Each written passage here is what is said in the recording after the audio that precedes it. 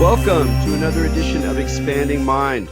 I'm your host, Erik Davis, continuing our conversations about the cultures of consciousness. This morning I got up and I did what I do on most days. I'd like to say I do it every day, but I've never been one of those people.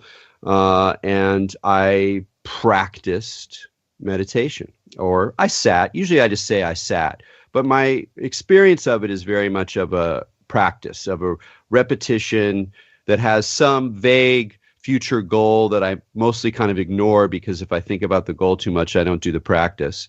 And I have a routine where I light incense in a certain way, and I bow before my altar in a certain way that I got sort of from Zen practice, but it's sort of modified in my own way.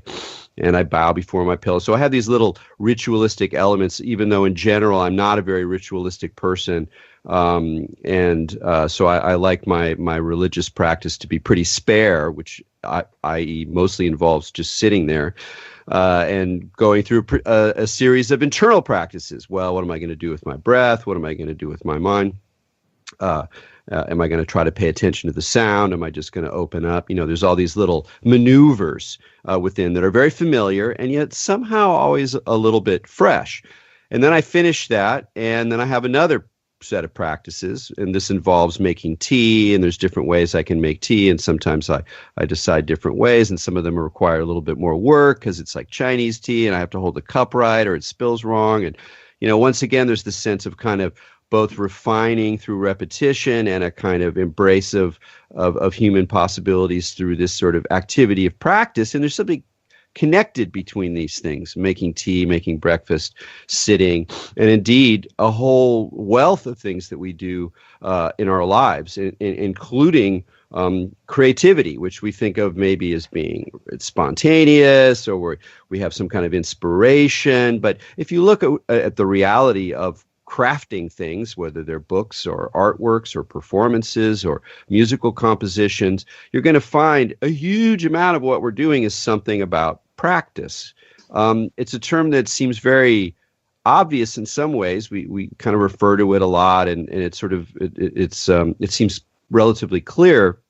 And yet the more you think about it, the richer and more complex and even contradictory it becomes. And today we're going to be talking with two editors who put together a wonderful book on MIT Press called Practice. It's part of the Documents of Contemporary Art series. And so the majority of the pieces in it have to do specifically with artists reflecting on practice, the meaning of practice, their practice. But as we'll see in the conversation, once you start talking about and thinking about practice, it starts moving in many directions. So the book ends up covering, technologists, political theorists, spiritual teachers, activists, and a lot of just really fascinating stuff about certainly a lot of artistic practices and artists that I wasn't aware of. One of the editors of the book, Marcus Boon, and I have been talking about practice for decades because we've known each other for a long time and have been very interested in it as spiritual practice, as political practice, as artistic practice. And it's fun to sort of see the spirit of these conversations going through the selections in the book. But equally important to the project is Gabriel Levine, a friend and colleague of Marcus's, who's a researcher, musician, and an artist who's written a lot about art. And so it was a kind of fun to sort of see an internal conversation going on in this wonderful book. So Marcus and Gabe, welcome to Expanding Mind. Hey, Erik, how's it going? It's good to be here. Yeah, thanks. So, yeah, like I guess I'm first sort of interested in how, and a little bit about the drift of the term, or the richness of the term, and both the excitement, and it must have been a bit overwhelming at times putting together this book, because again, it's the idea of practice is so central to so many of our activities within the experience of being human. It goes on and on and on, and yet it's not really thought about that thoroughly. as a concept, as a place to understand the interconnections between all these different dimensions of our lives. And so once you start, I mean, you can go in a myriad of directions. And I realized that the kind of core focus was the arts, performance art, plastic art, craft to a degree. But how did you kind of corral all of the web work of associations and different meanings of this term that could have been brought together in this already very rich and multidimensional book? Well, it's interesting because the project didn't actually begin as a book about art. We cooked up the idea of a reader on the concept of practice or on theories of practice, which was, as you say, like a completely overwhelming subject with all kinds of vastly different associations. Practice as a kind of tacit structure of behavior, practice as disciplined repetition, practice as doing as opposed to thinking or making, which is kind of its origins in Greek thought. So we spent some time putting together a kind of dream reader of mostly theoreticians, philosophers, people in social sciences, creative writers, people writing about practice, and then pitched that book as a kind of 1,000-page impossible tome, epic tome. And Marcus showed it to an editor at MIT who said, well, this isn't really so plausible and not really the sort of thing that they're doing. But if you revise it and make it about art, it might be really good for the Documents of Contemporary Art series at MIT Whitechapel. So that's what we did. And to our surprise, because neither of us is actually really deeply involved in the contemporary art world, the series editors were very excited and they decided to go for it. Well, I think it's really wonderful, and it makes sense you're coming from that perspective. And that's kind of what I suspected and Marcus had referred to when we had talked about the project over the years, because that's sort of my, it's the theories of practice and some of its larger implications that I'm more familiar with than the arts. And so for me to reading the book kind of from my own perspective, meaning, with my own interests. So I kind of instantly went to all the sort of familiar characters, Agamben and Benjamin and Foucault and Sloterdijk and all this sort of more philosophers and theorists that I was a little more familiar with and seeing things that I hadn't seen in a while or stuff that I hadn't read before. And then kind of drifting into all this writing by artists, many of whom I hadn't heard of. And it was really wonderful because I could kind of see their practice in a different way. I don't consider myself an artist. I play music sometimes, but it's not like I'm actively in that world. But without worrying about whether or not, things count as art or not as art, I could suddenly see the problem of practice for artists as being, in a way, an extension of these other issues that I tend to think of more philosophically or politically or even spiritually. So it really kind of, for me, allowed me an angle into thinking about contemporary art in a different way than I normally do. And I get the sense, I suspect that something was probably even similar for you guys. Yeah, I mean, I think we were struck by how important the word practice is in contemporary art already. That nearly every artist today speaks about having an art practice, and the shift from thinking about art as basically a matter of painting or sculpture or the fine arts to thinking not so much in terms of the production of a particular kind of object, but just that artists do something, and whatever it is they do, that forms their practice, and then maybe they present it in a gallery, or there's some way in which whatever they do is contextualized as art.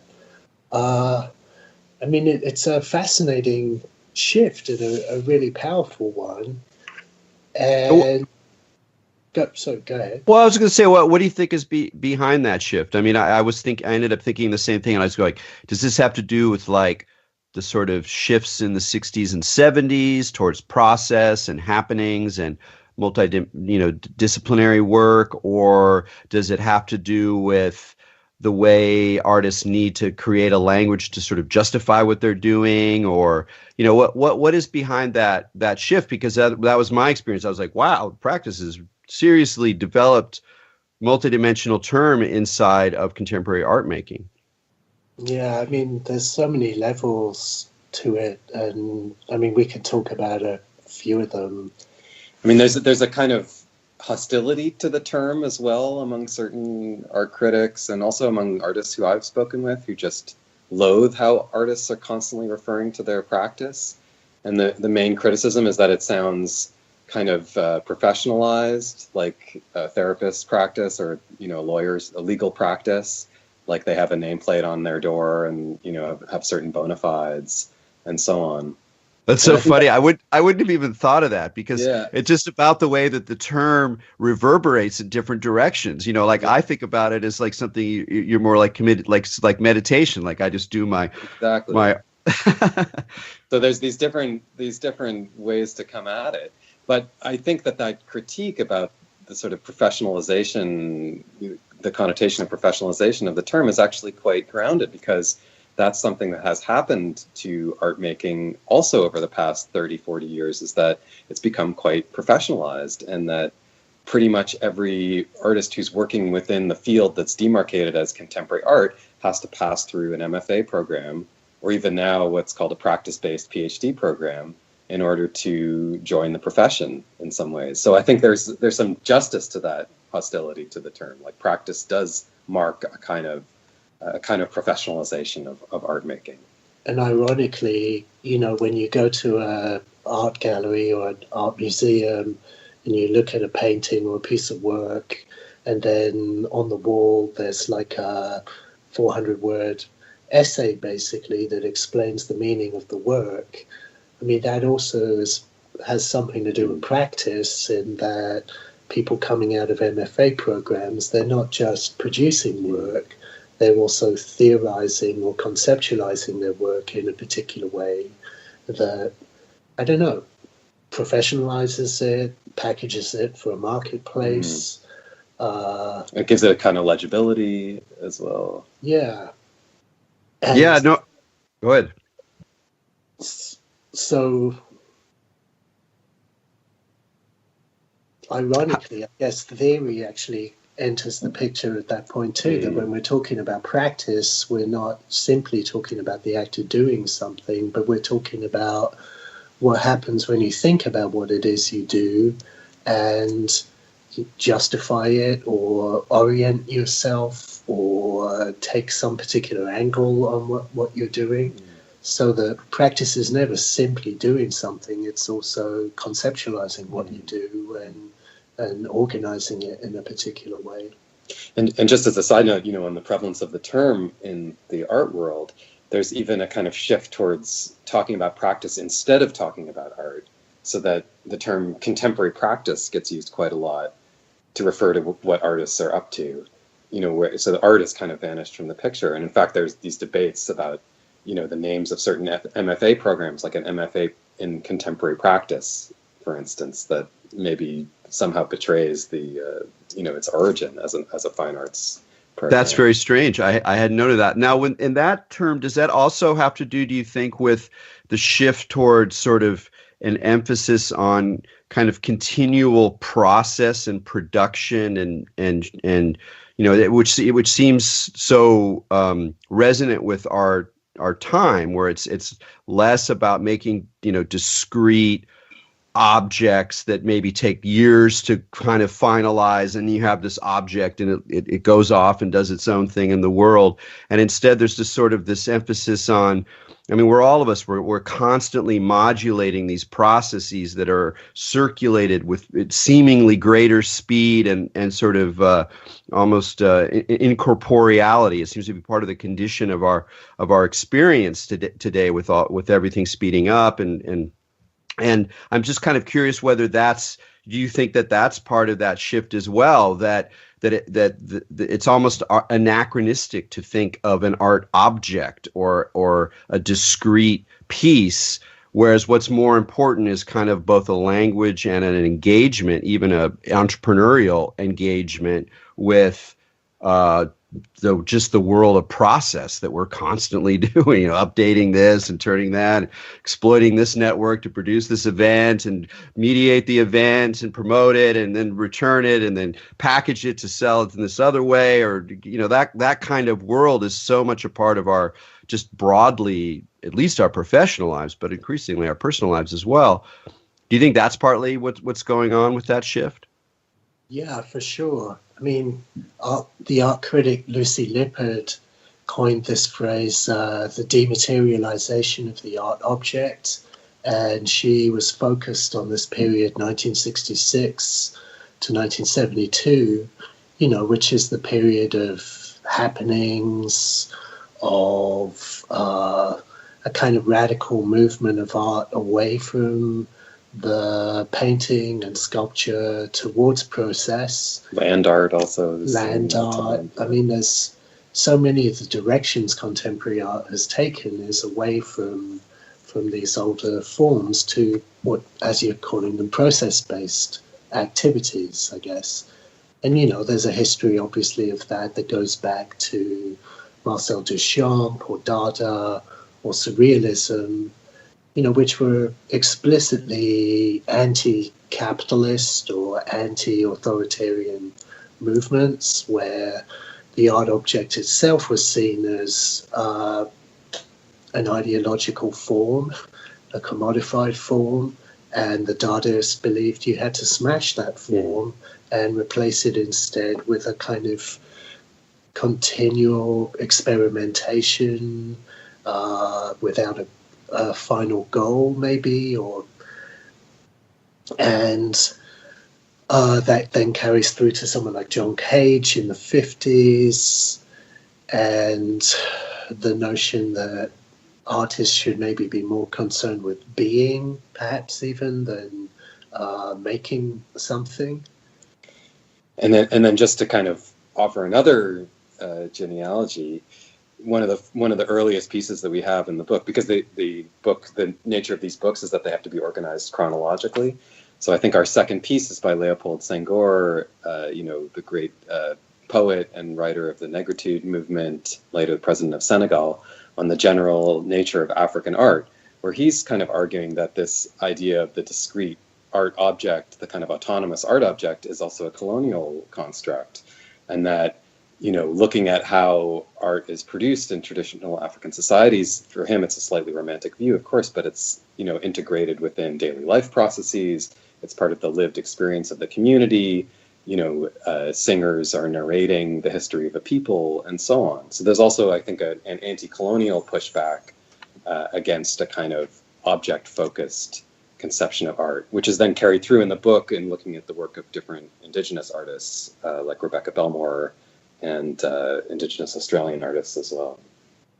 Yeah, I mean, it's hard not to romanticize it a little bit. I mean, in a way that's not necessarily even a bad thing, because it stirs desire, but just to recognize the way in which, I mean, there's the wonderful piece, I'm not going to remember the name of the author, but writing about a kind of active crafts group in Western Australia, moving around to different Aboriginal communities, working, and just the whole question of like how these objects function. They don't look like the official art that we're sort of familiar with in the post-1970s boom and in acrylic painting that comes out of a lot of Aboriginal communities in Australia, but it's more of this sort of craft realm, and yet through that you can see the way that practice as still the creation of objects, it takes on a completely different frame than a kind of individualized drive towards, individual expression or towards the creation of some kind of singular object, which is still sort of, still weighs heavily on art in the West. Yeah, I mean, one of Peter Sloterdijk's basic ideas is that we live on something like the planet of the practicing, that what human beings, and not just human beings, animals, maybe even plants, do is practice. and that in a way the world, the universe consists of this kind of interlocking, intersecting world of beings defined by how they practice, what they practice on, who they practice with. So yeah, there's all these different forms of collectivity that in some way were suppressed or repackaged. I think you see it within the Aboriginal Australian context where, you know, the way in which Aboriginal contemporary painting was packaged over the last 40 years was individual artists producing paintings for a marketplace and therefore kind of being inserted in a contemporary capitalist art market. And what Jennifer Biddle does in this wonderful book, Remote Avant-Garde, is to talk about all of the ways in which Aboriginal artists today are actually doing something quite different to this notion of just inserting themselves in the art marketplace, and that they're, without necessarily being simply nostalgic for a kind of pre-colonial or pre-modern idea of tradition, they're actually generating new experimental forms of tradition that relate to practice or what it means to practice. Yeah, it seems like a really rich juncture there between contemporary forms of practice and new forms of collective being. And at almost the sense that I could almost sense not an anxiety, but a sort of stress in some of the selections and the way things were laid out, because you also have a really, very helpful section on a sort of, a left version of the history of the idea of praxis in political struggle and its relationship particularly to collective becoming.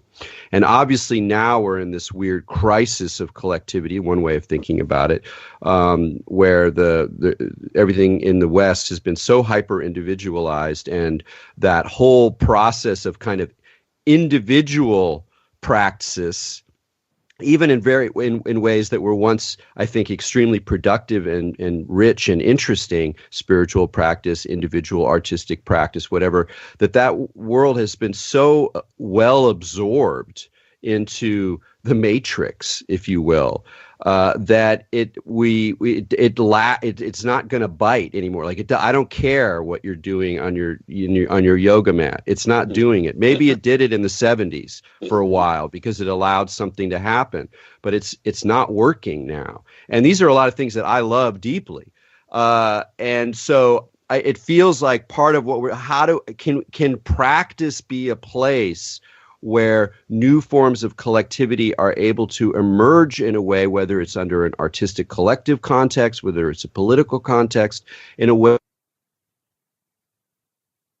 that's due to happen, or some way to avoid the kind of apparatus of capture that we're all trying to resist, and yet we have no choice but to submit to, just to a certain degree. Were those kinds of questions on your minds as you were putting this together? Absolutely. I mean, I think you've really put your finger on our kind of submerged intention in the book. I mean, in the end, this book is a book about kind of deep political questions, like how can we resist this drive towards these very entrepreneurial, individualized forms of self-practice, let's say, or sometimes they express themselves as self-care, like the yoga practice that you mentioned. Sometimes it's just, as you also were saying earlier, this kind of entrepreneurial self-shaping, self-promotion, branding, and so on. That seems to be really, to my mind anyway, the dominant container for practice that we have today.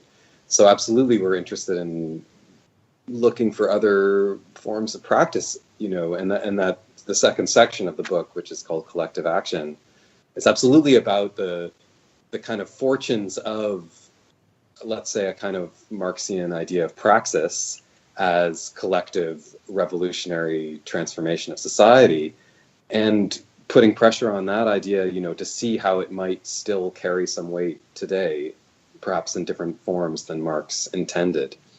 But I think also even just I mean, I don't know where we get to with this question in the book. It's left quite open. But I do have to say that it's interesting that this is the first book in the series that's edited by more than one person. It's a collaborative effort. So even in that, I think hopefully we're trying to subvert a little bit the individualized, neoliberal branding model. One of the few kind of struggles we actually had with the editors, who were extremely supportive generally, was that they did have a tendency to turn what were in fact collective art projects done by groups of people, say Pussy Riot in Russia, or group material in New York in the 80s. Yeah, that they would reframe those as being statements by individual artists.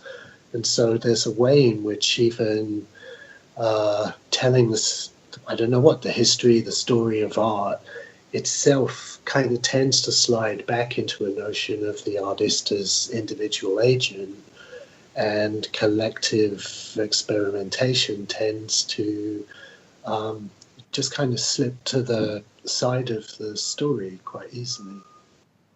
Yeah, that's very interesting. I've been thinking about this a lot because I've been watching the kind of transformation of festival culture, of Burning Man, and as that's kind of gone out. And what's one of the things that's interesting about it is that on the one hand, it's a pretty apolitical form in a lot of ways, but it is an aggressively collective environment, and it's so one of the questions for me is just how do we think of collective practice as a way, whether it's creative, whether it is cultural, as a possible way of bringing people together and just in a different mode outside of the tendency towards a certain kind of that individualism that you so well describe, Gabe, where there's like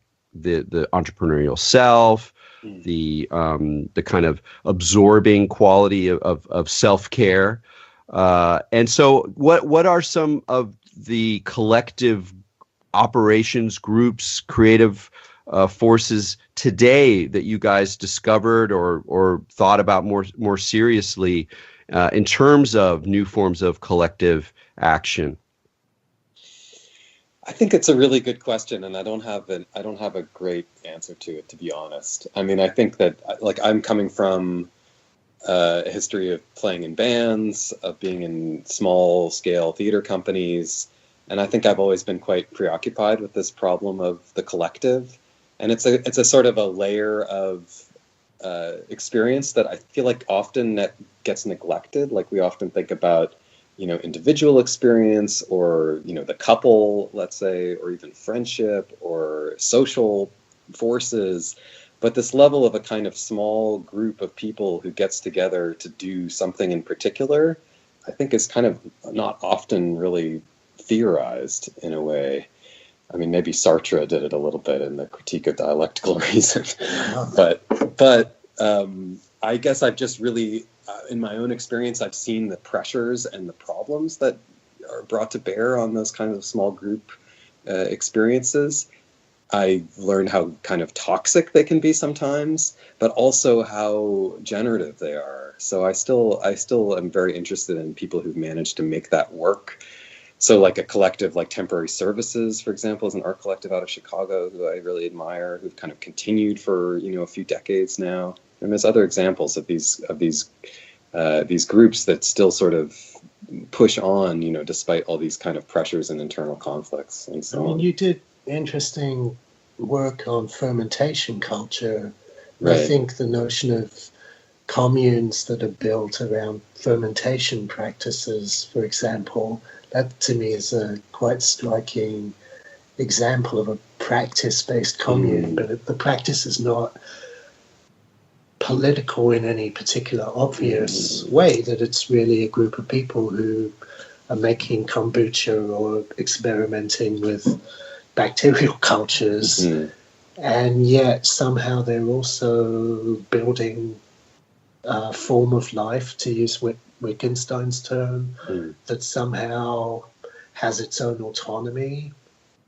It's true. And then, I mean, the lovely thing about fermentation as a kind of collective practice that I like anyways, that it's creating a collective, in kind of in Bruno Latour's sense of something stretching beyond what's conventionally understood as the boundaries of the human, to a kind of microbiome or general microbial collective becoming. That's kind of interesting as well. Yeah, and also it's one of those practices where the field of operation itself is giving you an analogy for how to be with it. I mean, the ideas of fermentation and the balance of passivity and activity that goes on in a successful fermenting or just an experimental fermenting is really, it's a very rich. And I think that part of the reason that people kind of responded to that, although we can just even go down that line, because then you sort of have to reflect on, wow, isn't that interesting about how fermentation became kind of a thing, and with over the last 5 years, probably because it had some really great spokespeople, but also because it struck a nerve. And it struck a nerve, I think, not only because it was yet another thing that we can now practice in our home, and that to some degree, contemporary capitalism says, oh yeah, you can make it yourself, you can do it yourself. There's a DIY aspect to our experience now that's very kind of confusing, because on the one hand, it's about resisting commodification and returning praxis to a lived experience of our lives, and at the same time, it's something that we're being encouraged, if not told, to do in this weird way. I think one of my favorite pieces in the book is by Lena Aurelia, which is all about how the DIY logic got appropriated by capitalism and why. And it's a disturbing piece for me, because it's like, oh, those are all my values, guys. Exactly. That's why we put it. But anyway, to get back to fermentation, but at the same time, so on the one hand, it's like, oh, it's something else you can do at home. You can make pickles. Here's a book how to do it. And, here's a whole world of online where people are doing all these things. So it appeals to that desire, which is clearly part of our world as well, to return to a world of more grounded practices. But at the same time, it strikes me that there was something special about fermentation because of that relationship with a non-human other, because you were kind of relying on some life process that wasn't human, that could go awry, that could make something that was dangerous, that could make something that tasted terrible and you didn't really know. There's something there that I think appealed to something more than just a reproduction of the latest capitalist logic of doing it yourself, something that spoke to the kinds of processes that might be required for us to come up with collective forms that are able to be fresh, or to find a new way of going forward without falling into the usual entrepreneurial traps. I really agree, yes. And I think that, just because something is appropriated by capitalist forces doesn't mean it should just be tossed away as, somehow worthless. I also think, I think you're absolutely right about fermentation's relation to the non-human. I also think it has this, as you also mentioned, it has a really fascinating balance of mastery and non-mastery that, Peter Sloterdijk has this book called You Must Change Your Life, about what he calls anthropotechnics, which is a kind of his term for mastery through practice. And that's what he sees as kind of fundamental human experience that has been, he thinks, philosophically neglected. So I think we have we are interested in his ideas because he's got this whole massive book on practice. It's fascinating. It's also kind of infuriating because, first of all, it's all anthropotechnics. It's all about the human, and something like fermentation, I think, subverts that to some degree. It's also all about mastery. And I think something that we hold strongly to, and you probably do as well if you pursue a meditation practice, is that mastery is not the only way to approach practice, that there can be very powerful practices that are about non-mastery, or that are about a complex interplay between mastery and non-mastery. And that's kind of the last section of the book, which we ended up calling disciplines, is about these sort of weird practices that fall into that category. I love that part of the book, because it was like I kind of skipped around, but I mostly read through, cover to cover, meaning like from the beginning to the end. And then when I got to the end, it was like I felt good because it was like, oh, good, something like concrete, like maybe I could do this, like, which is kind of funny when you're writing putting together a theoretical book on practice, and there's this kind of urge to like, to have something concrete, even as just a sort of symbol of a practice that you could actually do, just like so many how-to books and all this kind of thing. So it must have been kind of funny putting it together and kind of realizing that in a sense you were writing a how-to book, even though it's like completely not explicit or clear what the thing is you're telling anybody or suggesting people that they might do. And yet in that discipline section, you're like, oh yeah, that's right. Make a salad or whatever the thing is, Yeah, I think what happened was really that there was what turned out to be a category of practices that didn't fit into the other parts of the framework we had. And, in many ways, those were the most interesting or exciting practices. And in terms of like a relationship to religion or spirituality, they're all mostly about how one relates to another of some sort. And you could think about taking a drug in those terms. You could think about meditation or yoga practice, that it's not so much about actually mastering something as about how you create a situation in which you're exposed to, I don't know what, chaos, something beyond yourself, and how you negotiate that space and share it with other beings, and gradually maybe learn to inhabit that chaotic space beyond the self as, a social and political space. But that's an interesting kind of practice, and it relates to things like Marx's idea of praxis as revolutionary struggle. One of the kind of lines going through the book relates to the notion of the Black radical tradition, this term that Cedric Robinson came up with, and the notion that within Afro-diasporic cultures, there's this continual kind of experimentation with what it means to be with other people and what it means to enjoy or inhabit ecstatic states with other people. Like I think about a philosopher, theorist I really like, Ashon Crawley, who wrote this fantastic book recently, Black Pentecostal Breath. And he grew up in the Pentecostal church, and he's gay or queer, and he's kind of reflecting on the history of Pentecostalism as a kind of specifically Black practice of being social, of being together with other people, that's at the same time like an intensely religious practice. And there's an interesting line there that would connect up with things like, 70s house music or 80s house music clubs, and the dance hall as a kind of spiritual or ecstatic space.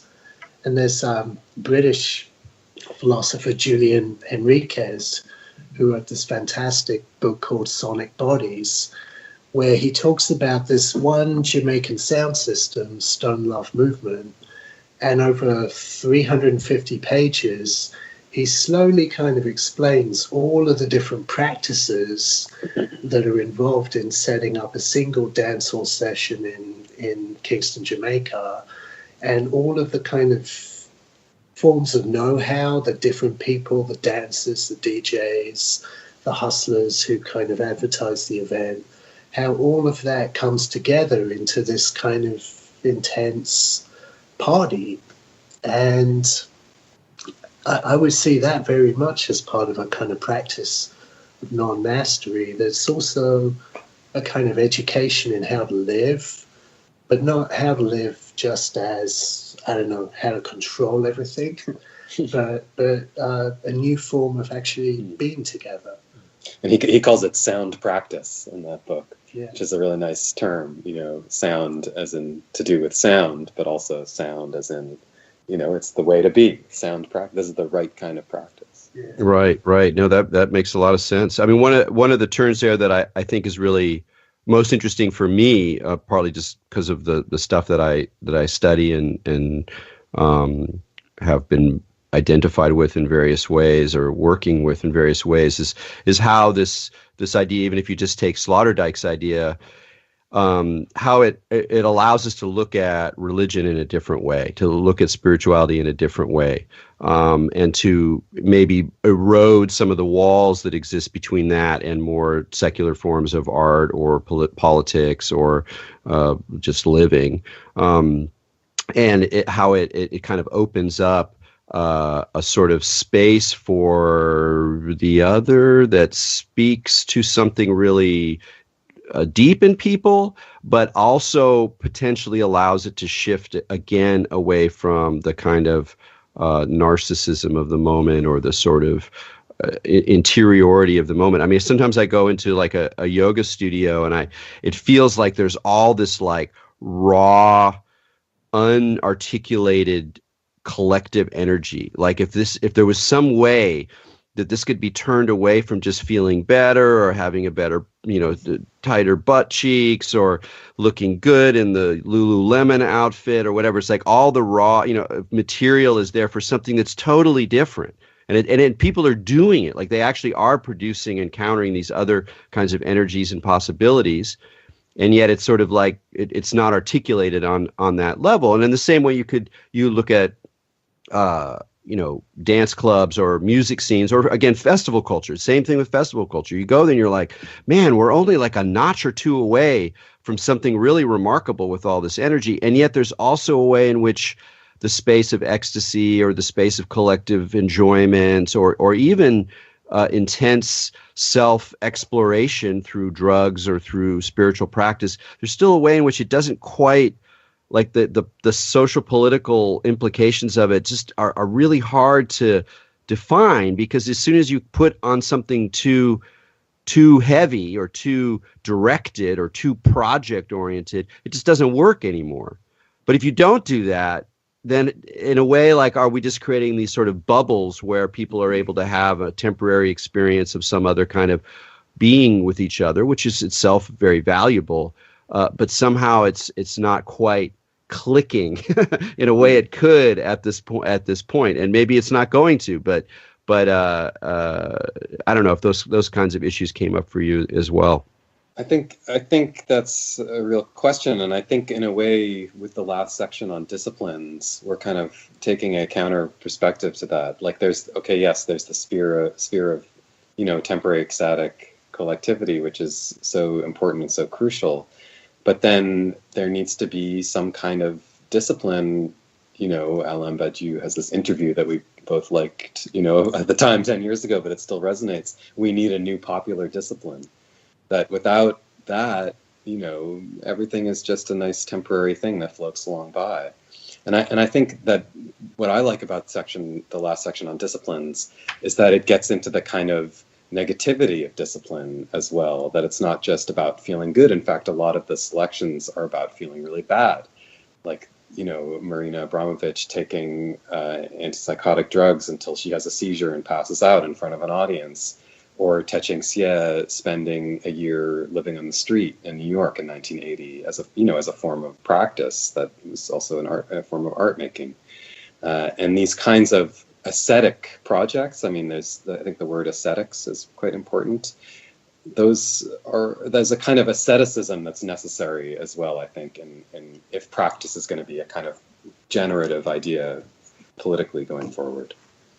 Yeah, but it's almost as though there's something missing, right? Mm. And it's hard to tell whether something has to be missing, because if you come up with a kind of master practice, even a master practice of non-mastery, it just becomes instrumental and kind of totalitarian in a certain way.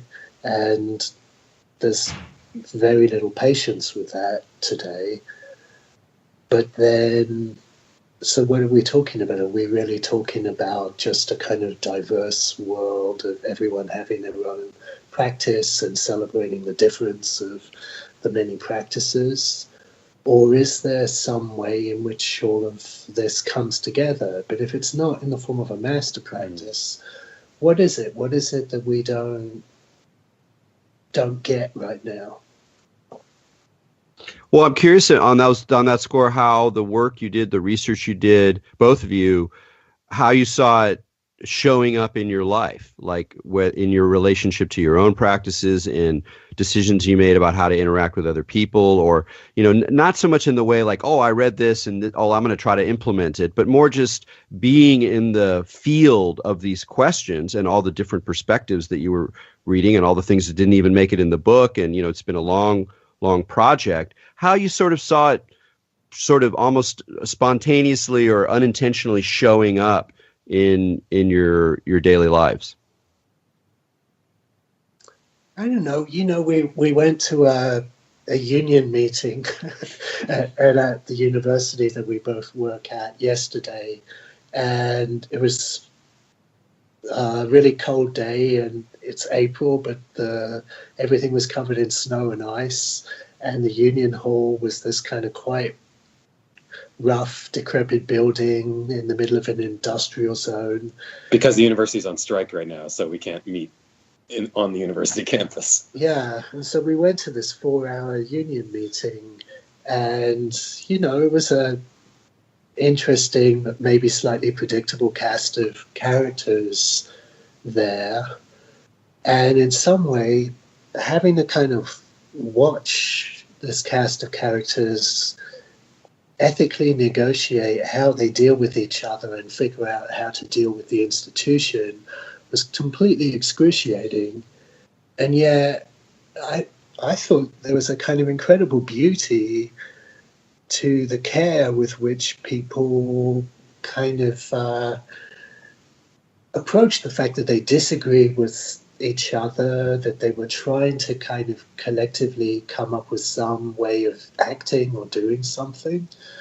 And, we ended the book on this, with this wonderful Manthia Diawara piece about Kadir Atia, the Algerian French artist, whose work is kind of obsessed with the idea of repair.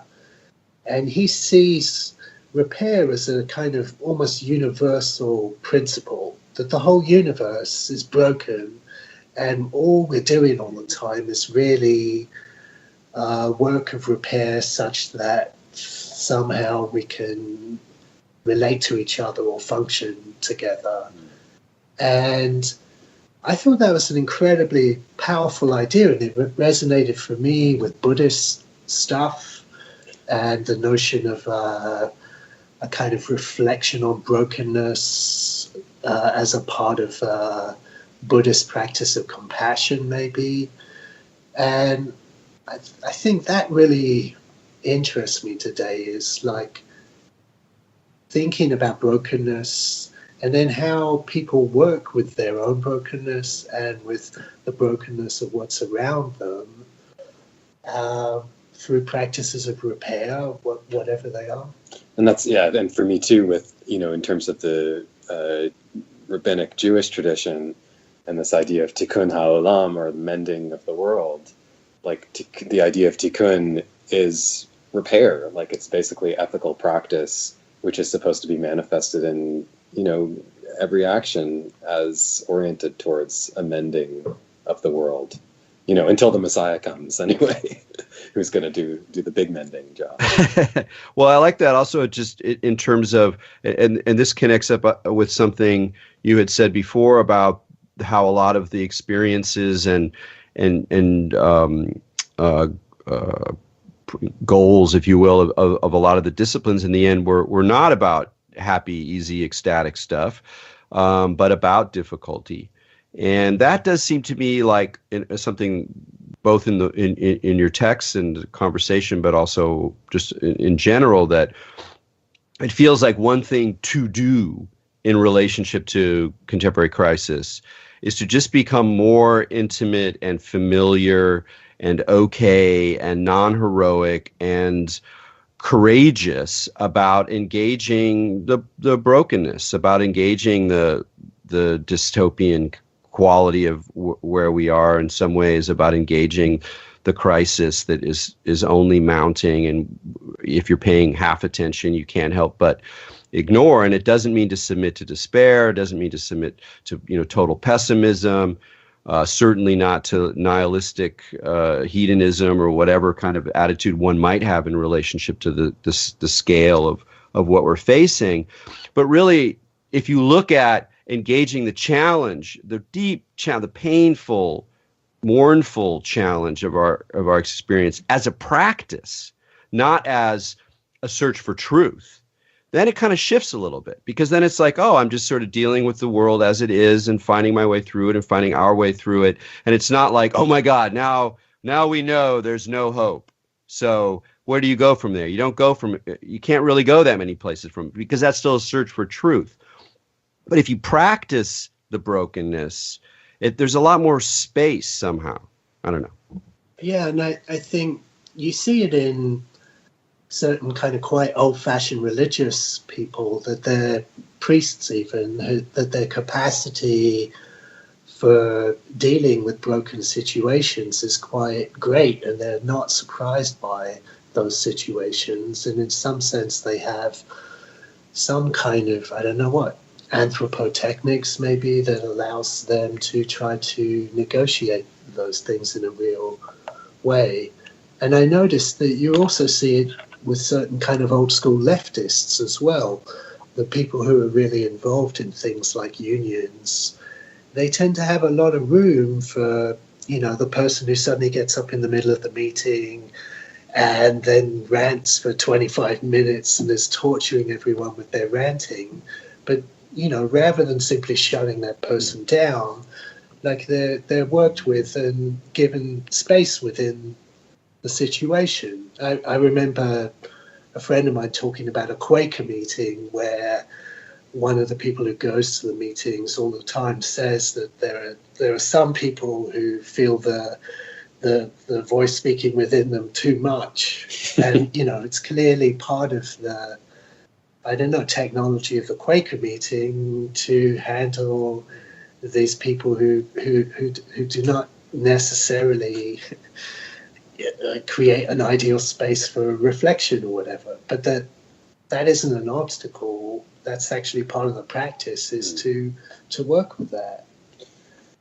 What you said also makes me think of Donna Haraway's recent book, which is called Staying with the Trouble, which is a nice phrase, which in turn makes me think a little bit about another strand in this book. Maybe we don't get to it as much as we could have, which is how practice is theorized by people in science studies. And I'm thinking of Isabel Stengers here, who has this lovely piece, Notes on an Ecology of Practices.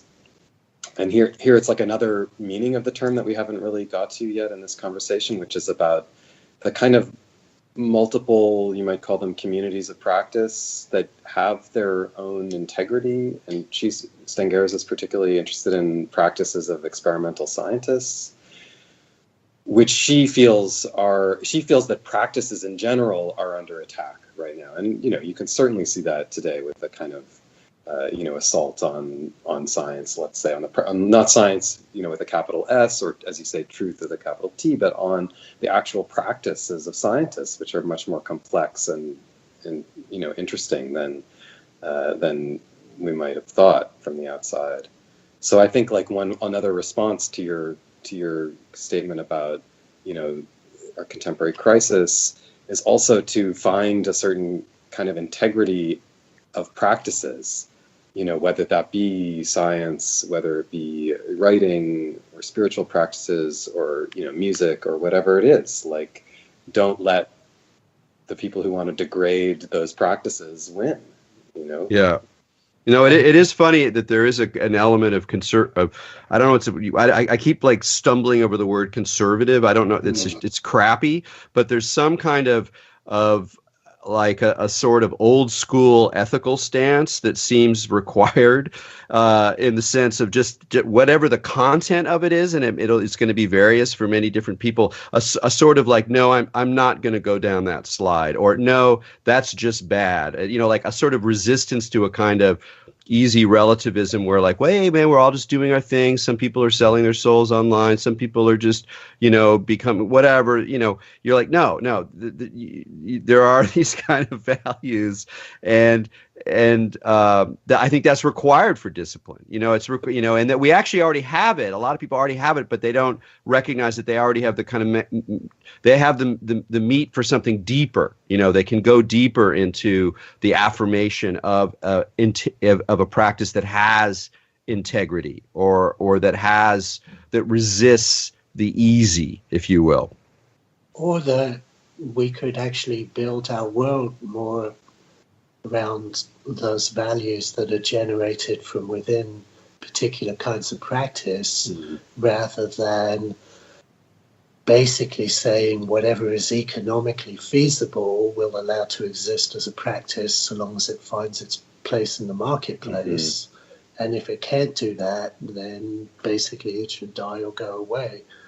And that's a wonderful place to end, which I'm afraid we're going to have to do now. But that I keep coming back to that, and I thank you guys both for this conversation and for putting together a book that, though chewy, it's not an easy read, is a very rich way of approaching precisely these core issues. So thank you both for being on the show.